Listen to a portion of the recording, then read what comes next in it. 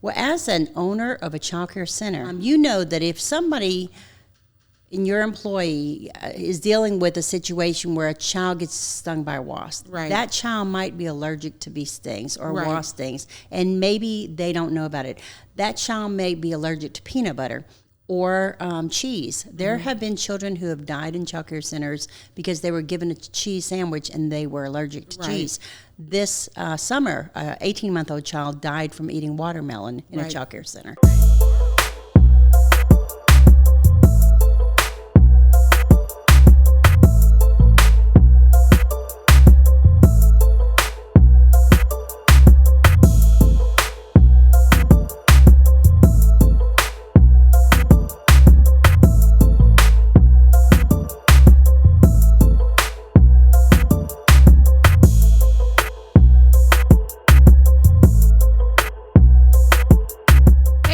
This is me, Coach Stacey B, here with another episode of the Childcare Teacher Chronicles, where we talk about all things childcare as it relates to the teachers and their point of view. Now, I have a very special guest here on this episode. I have Miss Cindy Bishop, the Executive Director of the Childcare Association of Louisiana. Now, let you in on a little secret. We have made you laugh in some of the podcasts. We have made you cry, and some of the podcasts made you go, oh, shit.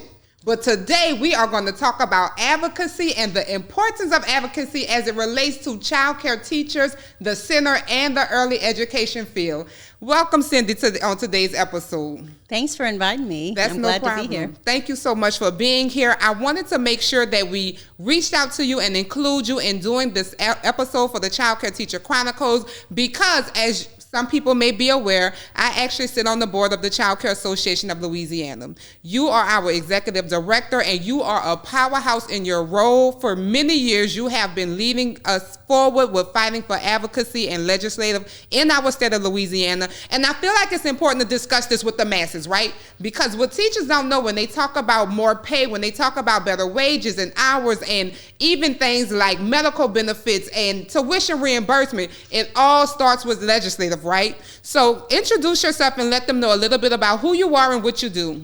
Absolutely. It's so great to be here in the city of New Orleans. I grew up in this city. My grandmother took me to nursery schools when I was a little kid. She worked at Coppa Kitchen. She was a short order cook. She would drop me off at my little nursery schools. And when people call me and say, I work at a nursery school, my heart just drops and sinks like, oh, you must be from New Orleans. Right. But I'm finding out that people throughout the country, some of them call their child care centers nursery schools. So that was an old term. But it's so important, Stacey, as you said, you're on the board of directors, you're a powerhouse. I'm glad that we have people like you, and especially you on our board, because as an owner and director, you know how important it is to obtain staff, recruit staff, keep good staff.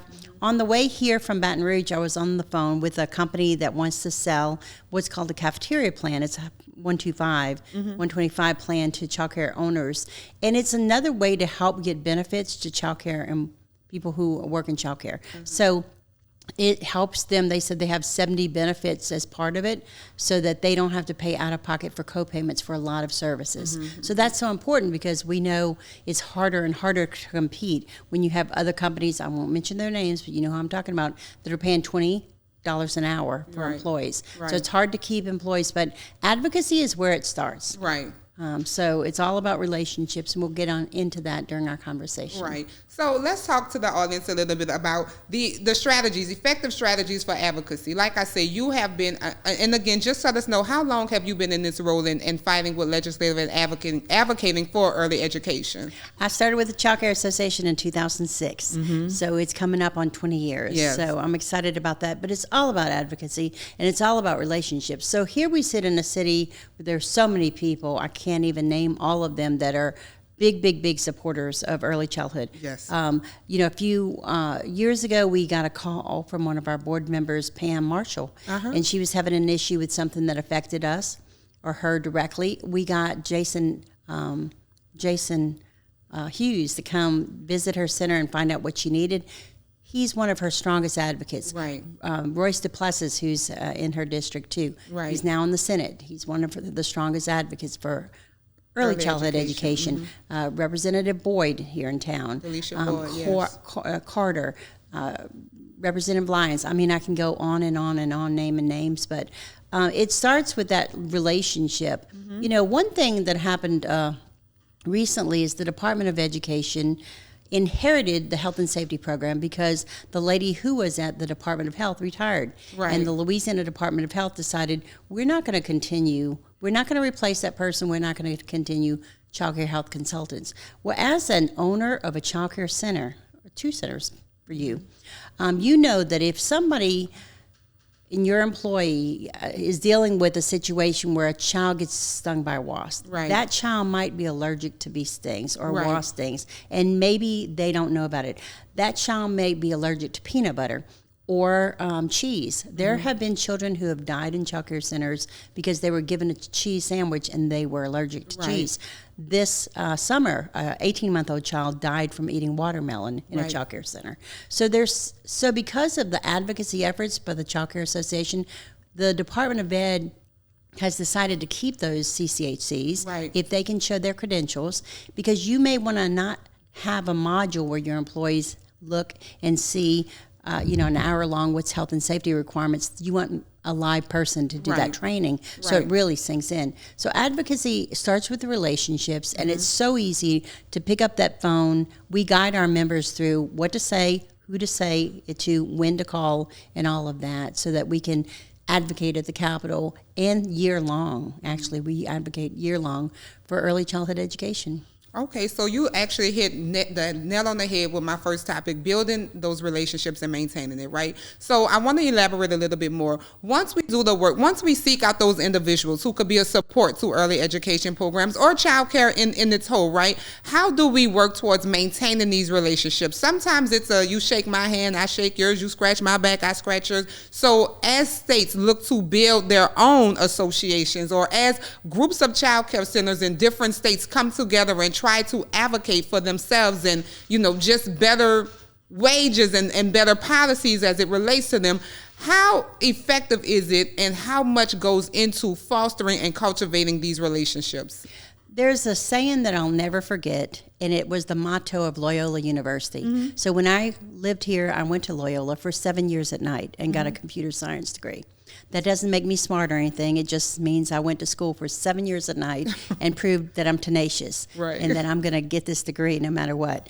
But what their motto was is, tell me and I will hear. Show me and I'll see. Involve me and I will understand. So while the legislature is not in session, legislators are looking for something to get involved with and do. So that phone call saying, hey, it's Grandparents' Day and coming up, and we're having an event for our grandparents. We want you to come too, right. and we'd like you to be a speaker. Right. Or to say, hey, I know the legislature let out June 3rd. You've had a little bit of time to have a summer break with your family. We want you to come by and visit our center. This is where we're located. Right. Put us on your list of things that you're going to do this summer and this fall, because we really want to show you what we're doing here to educate children. Right. A lot of legislators have not stepped foot in a child care center since maybe they were called nursery schools. Right. So them seeing that, wait a minute, y'all don't just turn on the television and play. People have said I need to update my references. Barney, Barney's been gone for a long. They don't watch Barney anymore. We don't watch Barney. We don't watch Bippo the Hippo. We It's don't watch Bluey any now. Bluey. We don't do that. We spend time with the curriculum, right, providing early childhood education to children. Right. So it's starting those relationships when we're not in session, where that when you do make that phone call and say, hey, the governor allocated $87.7 million in early childhood education funding. Please vote for this. They're not scratching their head saying, why should I support private child care education? Right. They are understanding that it's going to come out of one pocket or the other. Right. We're going to either pay for lack of literacy. We're the lowest on the literacy rates. We're going to pay for crime. Right. We're going to, we can do a lot of things at the front end if we build those relationships and educate legislators. Absolutely. So in speaking on that, let's talk about leveraging data, right? So when we talk about advocacy and getting your state representatives involved and getting all the parties involved, we need to have a powerful voice in doing so, right? So it only helps when we could come together as the masses. When we talk about data, what would you say the percentage of actual parents from the child care centers, actual teachers from the child care centers, their families coming along and voting, showing up at the Capitol, having a voice? How successful do you say we are in pulling those numbers to say that we can show up and advocate for ourselves? Or do you feel like we're still lacking? Do you feel like child care industry needs so much more, we're asking for so much more, but so many of us are not showing up for ourselves? Absolutely. What I think about that is always we can sharpen our saw and get better. For the Childcare Association of Louisiana, what occurred to me just a few weeks ago is we need to be able to say that we represent this many children, that, what is the licensure capacity of our 500 centers? We have 3,000 members within CCAL, the Childcare Association. They are Type 1, Type 2, and Type 3 centers. We have family day homes. We have child care health consultants that are all members. But it would be great. I'm sorry, did you say 3,000 members? 3,000 members. 3,000 members in our association. Absolutely. That could be an impactful number. Absolutely, Okay, yes. Go ahead. I just wanted to emphasize 3,000 members. And when I started with the Child Care Association in 2006, we had 200 members. So we've come from 200 members. Leaps and bounds. Leaps and bounds. Today I heard from a lady who used to run a child care center, but now she is a instructor in early childhood education at the Nunez College. Okay. And when she mentioned, she said, I remember you when I had Huff and Puff. I'm like, Huff and Puff? I remember them. So I don't know if they're still around or not, but we have so many members, but we can do a better job of assessing what is the licensure capacity of all of our centers and what's your actual enrollment? Say this is how many people we involve. And then also getting those parents involved. Right. It's so critically important. Right. Y'all are already required by the state to have like Grandparents Day, different events throughout the year where you have family engagement. So that's something that we need to work harder on. There's a great organization here in town that does a lot of that, and we talk and collaborate with them a lot. So that's something that we can improve on. Okay, so one of the things you said that we do have certain situations where we have to call in the parents and call in the grandparents, right? Or just the family members as a whole. Tell me some ways that you have seen that has been beneficial or effective in child care centers, engaging and involving those families, right? Because one thing we know that we won't ever move this needle forward if we don't have the community support, if we don't have their buy-in, if we don't have their input. So tell me some things that you've seen that's been effective over your years, in CCAL, in the Childcare Association of Louisiana, for centers actually being able, or centers actually being able to get communities to show up and support. So I smile when I say that because I can't help but smiling because it's a great memory. But Olivet Temple, who owns Temple Preschool here in New Orleans and one in Slidell too, she came to Children's Day at the Capitol a few years ago, and she had probably about 50 children with her. Okay, and I remember that. I hope I wasn't breaking any labor laws by saying children. We need $42 million. Let's sing that. When y'all walk in the room, say $42 million, $42 million. So they walked in with a chant. Child labor law. Child labor.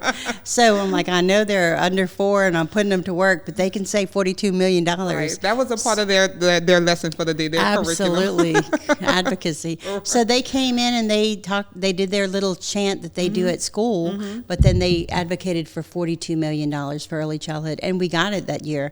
And then this year we had Early Ed Day. We're part of a group called Ready Louisiana. Right. That is a large organization of over 150 chambers of commerce and United Ways and lots of partners. And, we had Megan Garrettson, who's one of our child care members as well. She brought her children from her center, and they put on a little advocacy spiel as well. So it's what I think about often when I think about advocacy is that mom or that dad can't come up to the Capitol to testify because they're working at a job that won't let them. Right. Hi, if you work a 9-to-5 job, you're not going to tell Walmart, I'm sorry, I have to leave. You're not going to tell your dentist's office, I got to go to Baton Rouge for half a day. There's a lot of jobs that moms and dads just can't take off in the middle of the day and go to the Capitol to advocate. So that's why it's so critically important that we are able to get their testimony either by video and submit that, or in writing and submit that, or have them also make phone calls. So I think one thing we did this year that was exceedingly beneficial is asking our members to get their parents to call too. So let me emphasize this point. you're saying that although parents may not be able to come, or families, it doesn't necessarily have to be parents, are not able to actually come to the Capitol, they can still submit a video requesting what they want. They can still submit it by writing, and that still goes towards supporting the cause, right? Absolutely. So you don't have to miss a day of work, or you don't have to go without or not have a ride. There are ways that parents, aunties, uncles, cousins, family members can still show up and support an advocacy when it's time to go to the Capitol and legislative, correct? Right. What the Childcare Association of Louisiana loves to say is that the childcare industry is the backbone of economic development and workforce development. Yes. Without you being in business and our 500 centers around the state and 3,000 members providing that daily guidance for early childhood education, we wouldn't have the ability for people to go to work. Right. So employers, I just got back from D.C. and it was so shocking. You know, we hear what we hear here in Louisiana from legislators sometimes, and it's so disheartening that why do we need to support private businesses? And then at D.C., the U.S. Chamber of Commerce just held a one-day summit, the first ever, and you had people like from Etsy and people from UPS and people from car dealerships and manufacturers, CEOs that spent the whole day up there talking about, we understand the value of early childhood education because it's a way for our employees to come to work and be productive, not having to worry about quality child care for their children. Right. So they understand, they get it. And I'm going to send that video to all of our legislators to say, this is what they're talking about at the federal level. This is important. Yes. It's necessary. Yes. It's essential.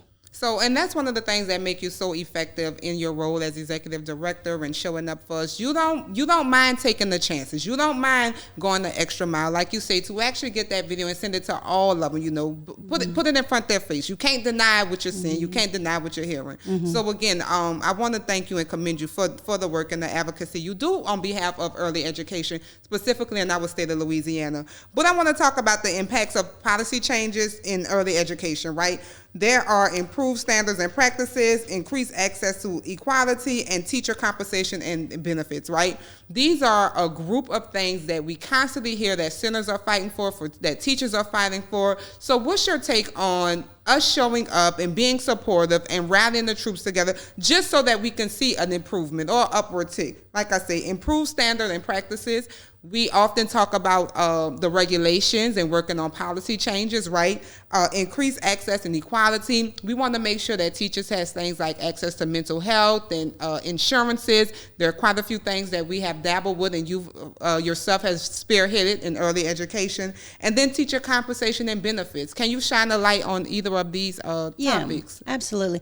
Well, we don't get involved so much in the personal business that our child care owners and directors have, what they pay. Right. But we are always looking for benefits and supplemental things that child care owners can offer to their employees for retention. So when you talk about policy changes, we're working on something monumental, and I can't say much more than that right now because we have to take it to our board of directors to get approval, so that'll be coming to you soon. But it's something that other states have done to look at regulations and to make sure that we're providing safety for inspections, but that we're not overreaching. Right. And because we don't want child care centers to go out of business as a result of overregulation or overreach. So, you know, there's a fine line. You know, we're dealing with children, so we know the importance of regulations, but we just need to make sure that the regulations that we're doing are reasonable and make sense for our providers. So, you know, what I didn't say earlier, and you know this already, but it's so critically important to say, brain development happens, 90% of brain development happens by age 4. Right. So that's why early childhood education is so critically important, because those young minds that you're contributing toward their growth happens in that first 4 years of their lives. So that's very important. As far as policy, we're very connected to the Louisiana Department of Health, the Louisiana Department of Education, the Fire Marshal's Office, all of those agencies that regulate child care. You know, last week we got a call from New Orleans. There's all of a sudden, for no reason, it popped up on the radar screen for Louisiana Department of Health that they require you to have plumbed sink, not a portable sink, a plumb sink. And one of our members who called saying, that's going to cost me $1,500 and I'm not the owner of the building. Right. It's not like I can just call the plumber and say, hey, I need this done. So I called the department and I said, why all of a sudden did this pop up? For 20 years, it's not been an issue. And now there's 43 people in New Orleans that are going to be cited that don't have plumb sink. They have portable sinks and they need plumb sinks. So we're working to see what we can do on that because this, it cost every dollar counts these days. Food costs have gone up, insurance costs have gone up, wages have gone up. So our providers, it's so critically important that we, the Childcare Association of Louisiana, make sure that they are able to continue being sustainable. So as you're speaking about labor costs going up, food costs going up, that leads me to my next talking point. I wanted to talk to you about our ability to pool together and secure funding, right? We do know that specifically in New Orleans, we were able to come together and get the millage passed, which put so much money into the early education sector for specifically New Orleans, right? But there's a whole... I can't even name how many centers or cities in this state that doesn't fall under that millage, right? So how do we come together to work towards securing those funding and making sure that we are able to get funding? Again, you don't know specifically about the teacher pay, but I had a conversation about retention, one of our topics, right? One thing it boils back down to is being able to pay these teachers and make them feel like their livelihood is worth it, right? So talk to us a little bit about our ability to the advocacy side of securing funding. Well, just this morning, I sent something out to our board that I found out this morning about a grant opportunity. Okay. So we're constantly looking for opportunities where our employees, our childcare owners can apply for grants to go toward funding of their workforce. And then I'm going to be meeting real soon with a lady in Baton Rouge who's a whiz. During sessions, she reminded me that, I do grants. Every week I get emails or texts from people saying, do you know have any grants available? But you're absolutely right about the city of New Orleans did something monumental. They passed the city seats. That took a millage being passed. I think our legislators are looking to see activities like that replicated throughout the state. Okay. Because they're saying to me at the Capitol, when I asked them, can we get $8 million more dollars? They said, well, over here in Alexandria, in Shreveport, New Orleans, they're raising money locally. Right. And we don't think y'all should just come to us and say, I have my hand out. You should see what you can do at the local level. So that's a matter of getting the leaders in that local community, because every community is going to look different and how that's going to be worked. Can you do me this favor? Can you look directly in that camera and hit that point again? Yes. So what I found when advocating for early childhood education is so many legislators said in New Orleans they're raising money for city seats. In Shreveport they've raised millions of dollars.